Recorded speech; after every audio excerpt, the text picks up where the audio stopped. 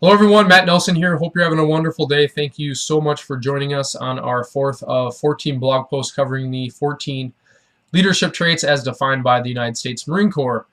So today we're going to be talking about the character trait of arrogance. Why is it important to be an arrogant leader?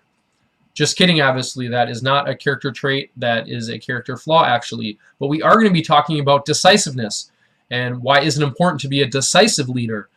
All too often, I think, leaders, especially from the military, can be viewed as being arrogant when in fact it's a matter of them trying to be decisive.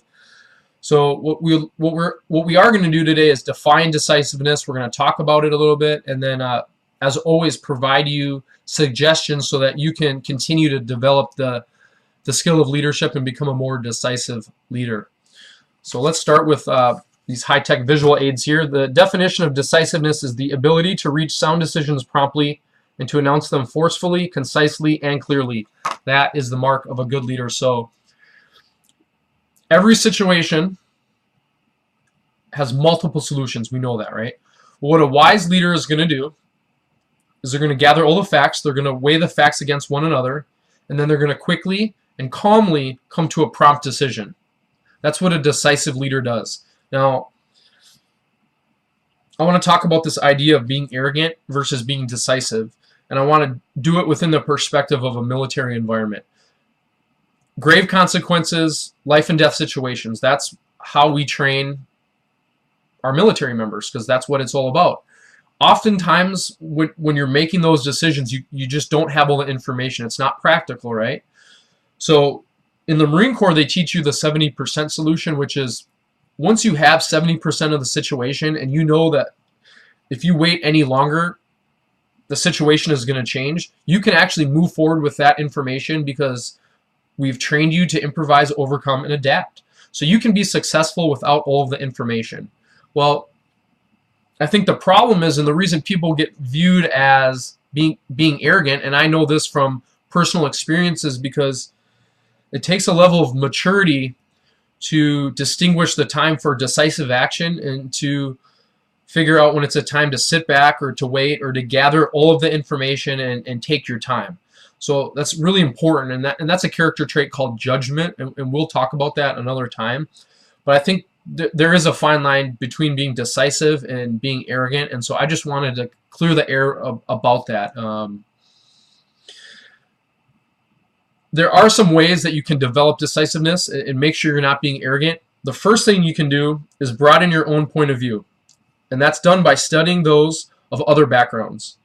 Form the habit of considering several points of view on the little social arguments that occur every day. So form the habit of considering several points of view on the arguments you have every day. So it's great, see where other people are coming from and try to figure out why they think that way. Number two, develop mental calmness and self-assurance by increasing your store of knowledge. Learn more, right? If you don't know something, or if you believe something, you can't articulate it and describe it clearly, it's probably a good indication that you need to learn more about your beliefs, which is fine. I mean, that happens to all of us.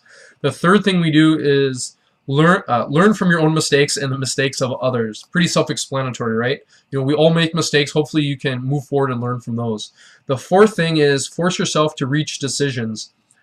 Practice decisiveness with all of your energy. So I'll give you a little example here.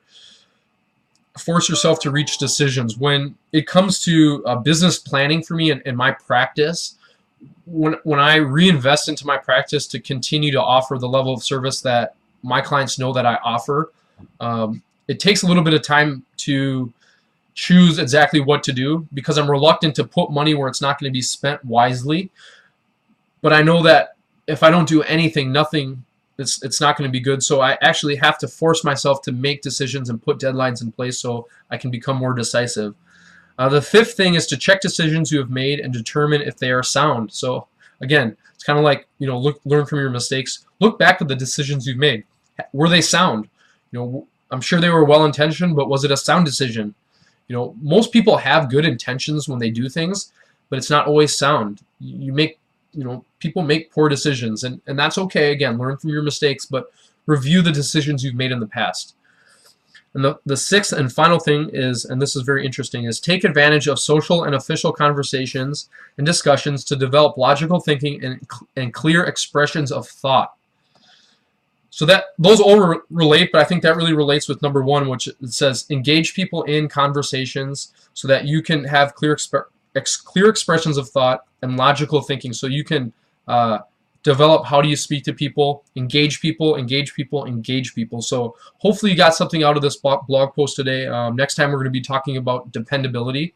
If you have any questions, feel free to comment below. Certainly share and like my page. If you have any questions or want to learn more about my practice, you can visit me at www.bettercallmattllc.com. Thank you so much and stay safe.